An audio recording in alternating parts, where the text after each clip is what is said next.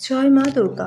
নমস্কার বন্ধুরা, আজ আমি দেবী ভাগবত পাঠের ফল আলোচনা করব।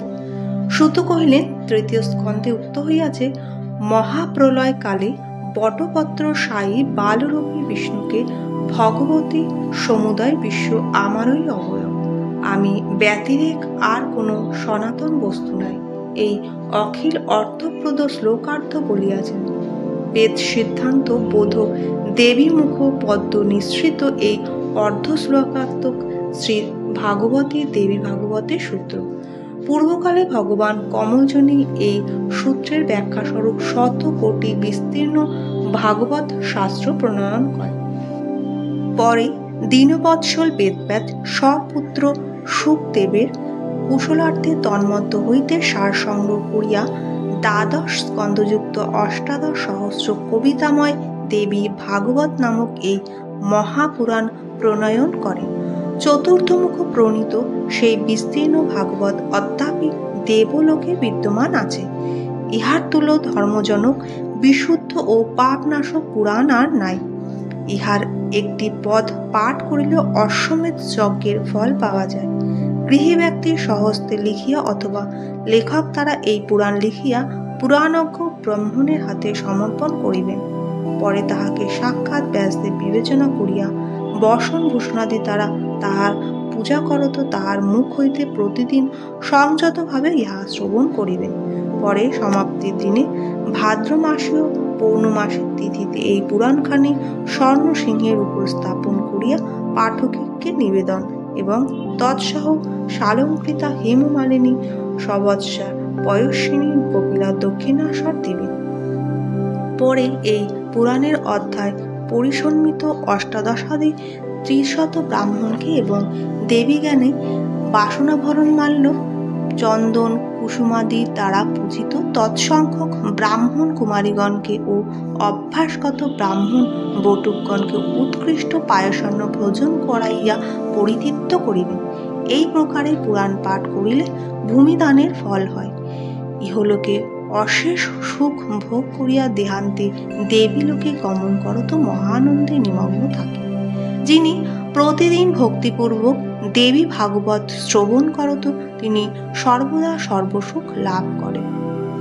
অপুত্রর পুত্র হয়, নির্ধনের ধন এবং বিদ্যার্থী অভীষ্টবিদ্যা লাভ করিয়া ধরাতলে অশেষ কীর্তি লাভ করেন।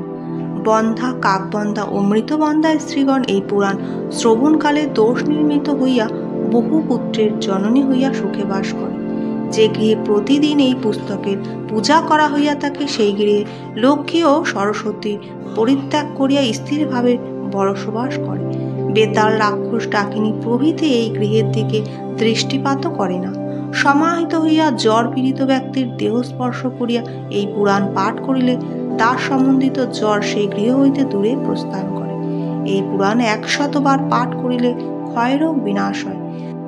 যে ব্যক্তি প্রতি সন্ধ্যায় সন্ধ্যা সমাপন্তে সমাহিত চিত্তে এক একটি করিয়া পাঠ করেন তিনি মোক্ষদায়ক জ্ঞান লাভ করেন। হে মুনে, কোনো সংকট উপস্থিত হইলে অগ্রে নবম স্কন্ধ পুরাণে শকুন পরীক্ষা করিয়া দেবী ভাগবত পাঠ করিতে আরম্ভ হয়। যিনি শারদীয় নবরাত্রে অর্থাৎ মহাপূজার প্রতিপাদাদি নবতিথিতে ভক্তিপূর্বক দেবী ভাগবত পাঠ করেন তিনি মহাদেবীর নিকট হইতে ইচ্ছাধিক ফল লাভ করেন।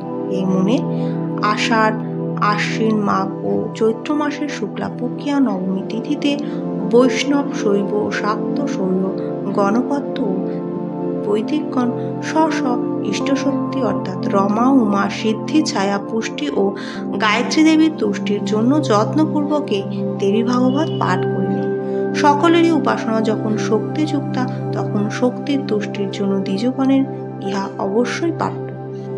স্ত্রী ও শূদ্রগণ ইহা ব্রাহ্মণের মুখ হইতে সর্বদা গ্রহণ করিবেন। ভ্রমবশত কদাপি স্বয়ং পাঠ করিবে না। যে দ্বিজবর অধিক আর বলিব না এই বিষয়, এক্ষণে সার কথা বলি। এই পবিত্র পুরাণ বেদের সার স্বরূপ। ইহার পাঠে ও শ্রবণে বেদ পাঠের তুল্য ফল হয়। যিনি আমাদের বুদ্ধিবৃত্তির প্রযোজিকা, আমি গায়ত্রী প্রতিপাদিকা সচিদানন্দ রূপিণী হৃন্ময়ী সেই দেবীকে প্রণাম করি। নৈমিষারণ্যবাসিনী ঋষিগণ সপ্তম পৌরাণিক সুতের এই সকল কথা শুনিয়া তাহার অতীব সমাদর করিলেন এবং এই পুরাণ শ্রবণভাবে দেবী পাদ্যপদে পূজা করিয়া প্রসন্ন হৃদয় হইয়া নিবৃত্ত প্রাপ্ত হইলেন। তাহারা সেই পুরাণ বক্তা সুতের নিকটে বারংবার ক্ষমা প্রার্থনা করিয়া তাহাকে পুনঃ পুনঃ প্রণাম করিতে লাগিল। হে তাত, তুমি আমাদিগের ভবসাগর পারের তরণীস্বরূপ হইলে।